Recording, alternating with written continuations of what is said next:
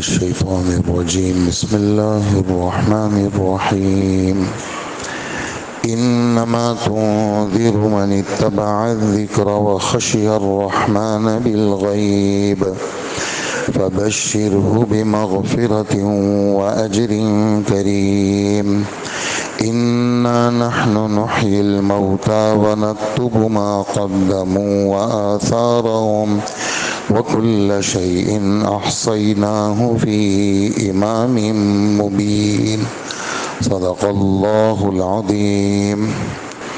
سورہ یاسین ہماری شروع ہے اور 22ویں پارے کا آخر چل رہا ہے۔ 22ویں پارے کے 18 رکوع ہو چکے ہیں، ایک صفحہ 22ویں پارے کا باقی ہے۔ سورہ یاسین کی 11ویں اور 12ویں آیت کی تلاوت ہوئی ہے۔ اللہ جل جلالہ نے یہ جو پچھلی آیتیں ہیں 7، 8، 9 بلکہ 8، 9، 10 یہ 3 آیتوں کے اندر تقدیر کا بیان تھا، اور اللہ جل جلالہ نے ہر آدمی کو سمجھنے کی، سوچنے کی استعداد دی ہے، اور جب وہ اپنی اس استعداد کو تباہ کر دیتا ہے تو پھر اللہ کی طرف سے ایک عمل وجود میں آتا ہے کہ ہم ایسے لوگوں کے گلوں میں پوک ڈال دیتے ہیں جو تھوڑیوں تک پہنچ جاتے ہیں، اور اس کی وجہ سے ان کے سر اوپر کو اٹھے رہتے ہیں اور حق ان کو نظر نہیں آتا، اور ہم ایک آڑ اور ایک بندش سامنے بھی کر دیتے ہیں اور پیچھے بھی، اور ایسے ان کو ڈھانک لیتے ہیں کہ ان کو کوئی سجھائی نہیں دیتا، اور ان کے حق میں دونوں باتیں برابر ہیں، چاہے آپ ان کو ڈرائیں یا نہ ڈرائیں وہ ایمان نہیں لائیں گے۔ تو یہ اللہ پاک کی طرف سے تقدیر کا بیان ہے، اور آگے 2 آیتوں میں اللہ جل جلالہ فرماتے ہیں کہ آپ تو صرف ایسے آدمی کو خبردار کر سکتے ہیں جو نصیحت پر چلنے کا اس کا ارادہ ہو، اور اللہ جل جلالہ کو بن دیکھے وہ ڈرتا رہے، تو ایسے آدمی کو آپ مغفرت اور عزت والے اجر کی خوشخبری سنا دو۔ تو اور اگلی آیت میں فرماتے ہیں، آیت نمبر 12 میں، یقیناً ہم ہی مردوں کو زندہ کریں گے، اور جو کچھ عمل انہوں نے آگے بھیجے ہیں ہم ان کو بھی لکھے جاتے ہیں، اور ان کے کاموں کے جو اثرات ہیں ان کو بھی لکھتے جاتے ہیں، اور ہم نے ایک واضح کتاب لوح محفوظ میں ہر چیز کا پورا احاطہ کر رکھا ہے۔ یہ 2 آیتیں ہمارے سامنے تلاوت کی گئی ہیں۔ اس میں پہلی آیت میں یہی بات ہے کہ جس آدمی کے دل میں اللہ پاک کا خوف ہوتا ہے اور اس کے دل کے اندر وہ غیب کی چیزوں سے ڈرتا ہے، تو ایسے آدمی پر اثر بھی ہوتا ہے، اور جس آدمی کے دل میں کوئی غیب کا کوئی بات ہی نہیں ہے، نہ آخرت کی کوئی فکر ہے، اور وہ صرف اس پوری دنیا کی تمام چیزوں کو ہی حقیقت سمجھتا ہے، تو اس پر آسمانی باتوں کا اثر بھی نہیں ہوتا، نہ وہ اللہ کے نام سے متاثر ہوتا ہے اور نہ وہ اللہ کی بات سے متاثر ہوتا ہے۔ تو جو بن دیکھے خدا سے ڈرتا ہے وہی آسمانی باتوں کی پیروی کرتا ہے، اور ایسے آدمی کی بخشش بھی ہوتی ہے اور باعزت رزق اور روزی کا انتظام بھی اس کے لیے ہوتا ہے۔ آگے ہمارے رب فرماتے ہیں کہ کل قیامت کے دن ہم مردوں کو زندہ کریں گے، اور بالغ ہونے کے بعد سے لے کر مرتے دم تک جس نے جو عمل کیا ہے وہ ہم سب لکھ رہے ہیں، ان کا بولنا بھی، ان کا سننا بھی، سوچنا بھی، چلنا بھی، سب ہم لکھ رہے ہیں۔ اچھے عمل بھی لکھ رہے ہیں، برے بھی لکھ رہے ہیں، اچھے عمل بھی لکھ رہے ہیں، اچھا پھر عمل بھی لکھ رہے ہیں، اس کے نتائج بھی لکھ رہے ہیں، عمل بھی لکھ رہے ہیں، اس کے نتائج بھی لکھ رہے ہیں۔ تو جیسے نماز بظاہر تو نماز ہے، لیکن یہ جنت کی نعمتوں کی صورت میں نظر آئے گی۔ آسان مثال، ہمارے نبی صلی اللہ علیہ وسلم فرماتے ہیں سبحان اللہ غرس فی الجنہ، الحمدللہ غرس فی الجنہ، ولا الہ الا اللہ غرس فی الجنہ، واللہ اکبر غرس فی الجنہ۔ لفظ غرس کے اپنے معنی آتے ہیں زمین میں گاڑنا، مراد اس سے درخت لگانا، یعنی ایک سبحان اللہ پہ درخت لگے گا، اور الحمدللہ پہ درخت لگے گا، اور لا الہ الا اللہ پہ درخت لگے گا، اور اللہ اکبر پہ درخت لگے گا۔ اچھا کتنا بڑا درخت لگے گا؟ کہا اتنا بڑا درخت لگے گا کہ 100 سال تک عربی نسل کا گھوڑا اس کے نیچے دوڑتا رہے، اس کا سایہ ختم نہ ہو۔ تو نیک عمل دنیا کے اندر اچھی خوبصورت شکلوں میں نظر آئیں گے، اور برے عمل جو دنیا میں کیے ہیں آخرت میں بری شکلوں میں نظر آئیں گے۔ جیسے جس کو ہم نے پیسہ دیا اس نے فرض زکوٰۃ بھی نہیں دی، تو اس کا یہ پیسہ کالے رنگ کے سانپ کے اندر وہ اس کے سامنے ہوگا، اور اس کو کل قیامت کے دن اس کو جبڑوں سے پکڑے گا، اور وہ سانپ یہ کہے گا میں تیرا مال، میں تیرا خزانہ۔ تو دیکھا آپ نے کہ زکوٰۃ نہ دینا، وہ پیسہ وہ سانپ کی شکل میں بدل گیا۔ تو ہم ان کے عملوں کو بھی لکھتے ہیں، اور عمل سے جو نتائج بنتے ہیں ہم اس کو بھی لکھتے ہیں۔ عمل کے نتائج کا کیا مطلب ہے؟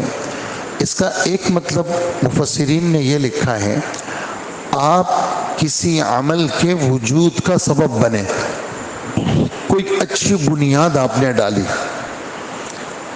اچھی بنیاد ڈالی، آپ نے جگہ خریدی، اس پہ آپ نے مسجد بنا دی، یا مسجد میں آپ نے حصہ ڈال دیا، یا اللہ کی بات، اللہ کے کلام کے زندہ کرنے کے لیے آپ نے مدرسے کی تعمیر کی، یا لوگوں کے پانی کے لیے آپ نے کنواں کھدوایا، یا مسافر خانہ جیسے لوگ حرمین کے اندر وہاں قرب و جوار میں جگہ لے لیتے ہیں، اور وہاں لوگ آتے ہیں اور لوگ فری میں رہتے ہیں، اور بعض لوگ ایسا بھی کرتے ہیں کہ وہاں پر جگہ لے لی اور حاجیوں کے لیے سہولت کر دی، ان کے لیے کھانا پینا سب چیزیں فری میں کر دیتے۔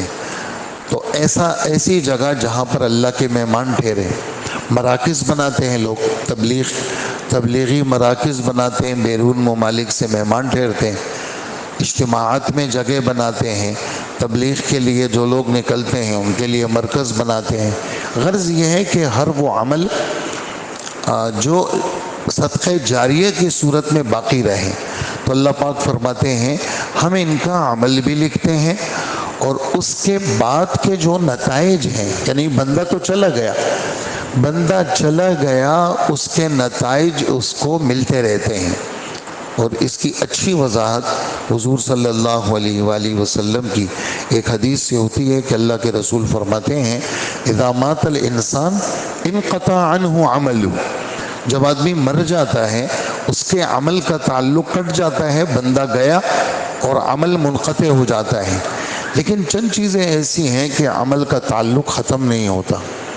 اس میں کیا ہے کہ صدقۃ جاریہ، علم ينتفع به، کوئی آسمانی بات قرآن و حدیث کی آپ نے کسی کو سمجھایا اور وہ بندہ عمل پہ لگ گیا، اور اس عمل سے اس کو اس علم کی وجہ سے عمل آیا، اور عمل کی وجہ سے اس کی زندگی بن گئی۔ تو علم ينتفع به، ایسا علم جس سے اس کو فائدہ ہو، تو وہ بھی اس بتانے والے کے لیے صدقہ جاریہ ہے۔ اسی طرح نیک اولاد جو ماں باپ کے مرنے کے بعد ماں باپ کے لیے دعائیں کرتی ہیں، یہ بھی صدقہ جاریہ ہے۔ ایسے ہی ہمارا قرآن پاک ہم پڑھتے تھے، ہماری موت کے بعد ہم نے کسی کو دے دیا، ہماری کتابیں، ہماری دینی چیزیں یا ہماری دنیاوی چیزیں، اللہ کے رسول فرماتے ہیں استعمال شدہ کپڑا بھی اگر کسی نے دے دیا، جب تک اس کا ایک تار بھی ہوگا اس دینے والے کے لیے صدقے کا ثواب ملے گا۔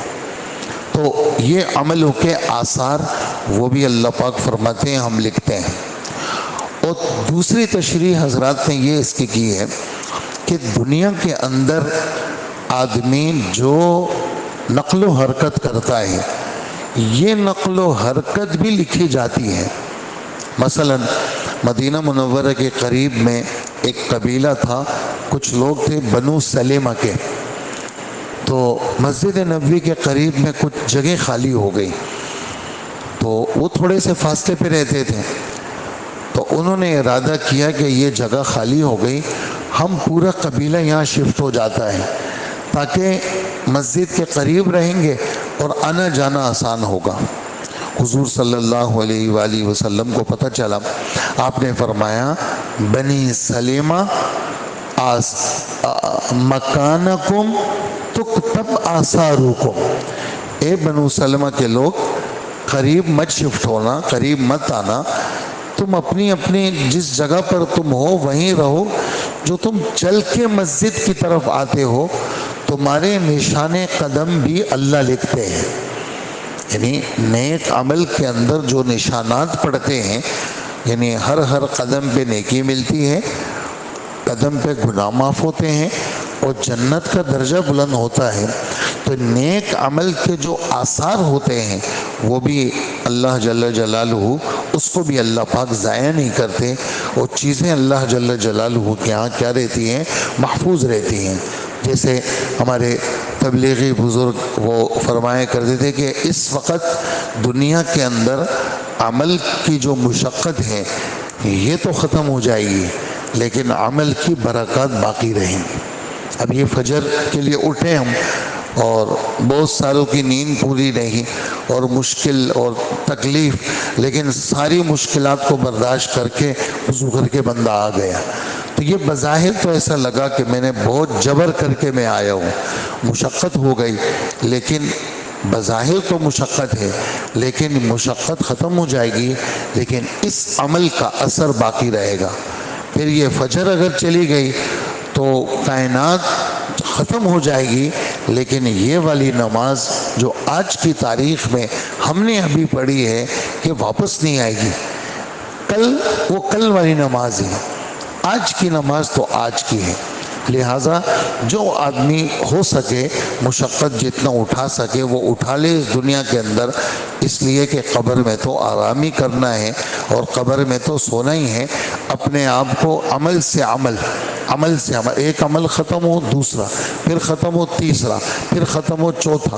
اپنے آپ کو جتنا آدمی عمل میں مصروف رکھے گا اتنا ہی آخرت کی کمائی اللہ جل جلالہ اس کو دیں گے. پھر فرماتے ہیں سب چیزیں ہم نے ایک واضح کتاب میں لکھی ہوئی ہے لوح محفوظ میں، جس کو جو کرنا ہے وہ لکھا ہوا ہے، لیکن یہاں ترغیب دی جائے گی، سمجھایا جائے گا اور ذہن میں بات بٹھائی جائے گی تاکہ کسی کے دل پہ کوئی بات لگ جائے اور اس کی زندگی اللہ پاک بنا لے. یہ ان دو آیتوں کا خلاصہ ہے. اللہ پاک ہمیں عمل کی توفیق عطا فرمائے. الحمدللہ رب العالمین والصلاة والسلام علی نبینا محمد وآلہ واصحابہ اجمعین.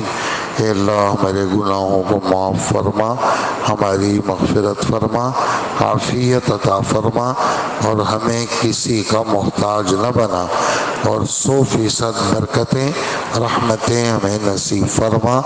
عمل کا مزاج بنا، تلاوت کا مزاج بنا، ذکر کا مزاج بنا اور گناہ سے بچنے کی صلاحیت اور ایمان اور یقین کی طاقت نصیب فرما.